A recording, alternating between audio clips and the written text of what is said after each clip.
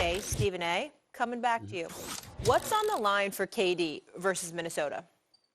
Well, I think that, if we're going to talk about, listen, LeBron's legacy is etched in stone. 4 championships, 4 league MVPs, and in this 21st season, approaching 40 years of age, look at how he's looked on the basketball court.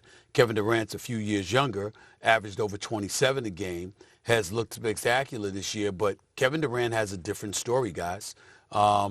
He hasn't been out of the second round since departing from Steph Curry and the Golden State Warriors. That's an entirely different animal. That's an entirely different narrative that we have to be talking about here. Someone that great that has had Kyrie Irving and James Harden as his teammates, that now has Devin Booker and Bradley Beal as his teammates, that once had Russell Westbrook and others as his teammates. I mean, since you departed from Steph Curry and Golden State, after claiming that you wanted to go there to begin with because you just wanted to play the right way, you just want to hoop, that's all you cared about, well, you were in a pristine situation where you'd still be winning championships if you had stayed there, but you passed that up. It's been a long, long time since Kevin Durant has been in the conference finals. And I'm telling you right now, you can't be in this situation and go out there and lose in the first round. If that happens, that is not good.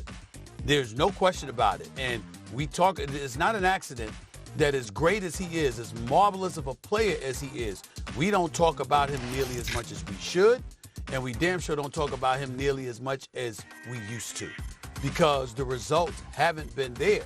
And the thing about it that's really, really alarming is that you get the impression, no matter how LeBron tries to downplay stuff, that LeBron wants to be talked about.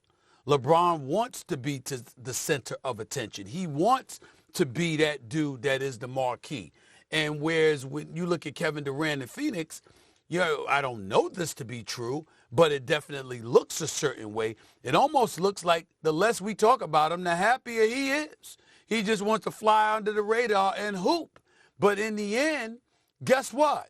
You know what? This is the surefire best way for us not to talk about you. If your ass is at home when it really, really counts because somebody bounced you out of there. And that has been the case for him since he's departed from Golden State. I don't blame him for the series against Milwaukee when Kyrie got hurt, because I thought they could have won it all then. And Kevin Durant was absolutely sensational. But other than that, it's been rough. There's no way around it. Stephen A., you and I have been here before. This is one of those triggering conversations where you and I are just never going to see eye to eye. Okay. Because I don't think Kevin Durant needs anything else in his career. Does he want it? Do we want it? Yeah, absolutely. He doesn't go to Brooklyn unless he wanted it. But he's a 2-time Finals MVP. And I absolutely, and here I've said this before, and here we go, I absolutely reject the premise on its face that the Warriors win, especially the 17 title without him. The idea that he wasn't a driver in that is just absolutely patently unfair to him. Who said that? The MVP of the finals. Many people said that. Not you, I agree. Not you. Yeah. Other colleagues in our industry have downplayed that final. I know he's the best player on that team. I just won't stand for it. Yeah.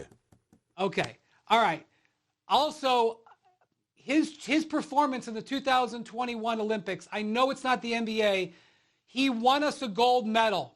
Ask Greg Popovich, ask Devin Booker, ask the other guys there. He won us a gold medal. And in between getting to those finals and now, he tore his Achilles tendon. He is the biggest success story coming off an Achilles tendon in history. Now, I still to this day don't understand why he chose, with the menu of options that he had, I don't understand why he chose to go to Brooklyn with Kyrie.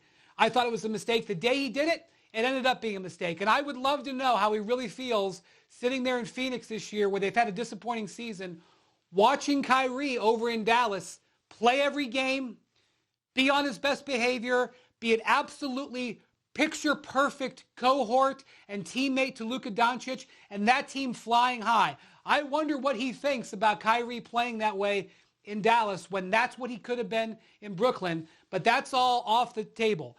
Right now, I don't think Durant needs anything in his career. I think if he doesn't play another game, and by the way, he's going to play for Team USA again this year and try to win a 4th gold medal. He is already the greatest Team USA performer in our history, and I think that should count on his resume. because it's hard to win those Olympics. We don't give him credit for how hard it is and how great he was in that. That's, to me, 2 finals MVPs, regular season MVP, 3-time gold medalist in the Olympics, where if there was an MVP of the Olympics, he would have won it. And so I think that's relevant. I also think that the Suns are out of position. They are not as good as they needed to be. They've made some decisions, and this trio hasn't played well together. And I'm not sure that they're going to be able to win 1 series, much less 3. But I'm not going to blame it all on Kevin Durant. All right, well, listen, I disagree with you, Wendy. I lean with Stephen A on this. And here's why. Many people do. Well, here's why. It's very rare when a player gets into their mid-30s, and most of their career is behind them, and they're this great of a player. Usually by this time, a guy, they've clearly had the production, right? They've had all of the individual accolades you can have, and they've also won, which Durant has done. By the time you get to this point, you almost feel like, okay, there's nothing that anybody can do to bring this guy down a notch. He can only grab additional real estate in terms of how we view him historically. And when you talk about historically legacy, I'm talking about like 15, 20 years down the road when we look at Kevin Durant's career. Very rarely is a guy in that spot. Like take LeBron, for instance. There's nothing that can happen to LeBron James going to drag him down.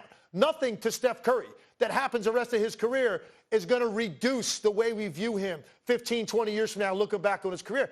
I think KD's that rare guy that actually they lose to the Minnesota Timberwolves when he's got that kind of talent around him. Those 2 guys and what that represents offensively and what you should be capable of doing, and you lose to a team with no collective winning experience in the playoffs in Minnesota. I know they're the 3 seed. They got Anthony Edwards, and that team hasn't won anything in the postseason. And you get them in the first round, and you get knocked out. I actually do think it's the kind of thing, not a lot, but I do think it's something that detractors can use against Kevin Durant if they don't win at least this round. Now, are they going to make a run at a title? No, there's multiple better teams than the Phoenix Suns. But this is a series. If you're Kevin Durant, you're expected to win this series. And that, for me, is why he can take a little bit of a hit on this. At the same time, he's got a lot of real estate to grab here, man. If he does go on a run, somehow, some way, they make a run out of the Western Conference into the finals, right. Well, now Kevin Durant's grabbed some stuff. Because I've said it before, not every ring carries the same weight. I firmly believe that. And if he has an opportunity to do that here late in his career, he has a chance to go grab some stuff to cement all of that. So let's see how it plays out. But I tend to agree with Stephen A, man. I think this is an important series. This series is important to Kevin Durant. Couple of things, Wendy, because obviously with your brilliant self talking basketball, very few people, they might disagree with you, but they don't provide the proper perspective to show you the wrongness of your ways, okay? So let me try to do that with you right now this morning, Wendy. Greatness is what we're talking about here. We know Kevin Durant is great. There's nothing to talk about.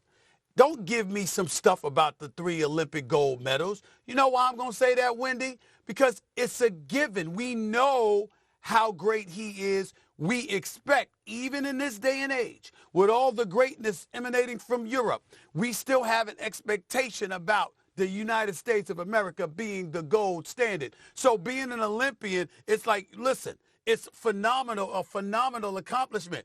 But the attitude is, you better not lose, as opposed to, we really, really appreciate you winning. Congratulations. Way to go. Like it's the gold medal game in the 1980s. That's not fair. I understand that. But that's reality. And you and I both know that because that's the expectation, particularly from people in the United States when they're watching Team USA play basketball. It's more of a story when they lose than when they win. When they win, congratulations. We appreciate it. Whatever. But when you lose, oh, my God, it's Armageddon. What the hell happened? You got to change things. You got to change coach. You got to change management. You got to do everything. Something's wrong with this place. That's how you look at it. That's number one. Number two, when we're talking about Kevin Durant, remember, it's not just about his game. It's about the decisions that have contributed to him not elevating the shine that comes with his game. Because as a result of his decisions, he didn't necessarily, in one situation, you know what, he departs from Oklahoma City. The impression was it was Russell Westbrook that was the problem, as opposed to Sam Presti.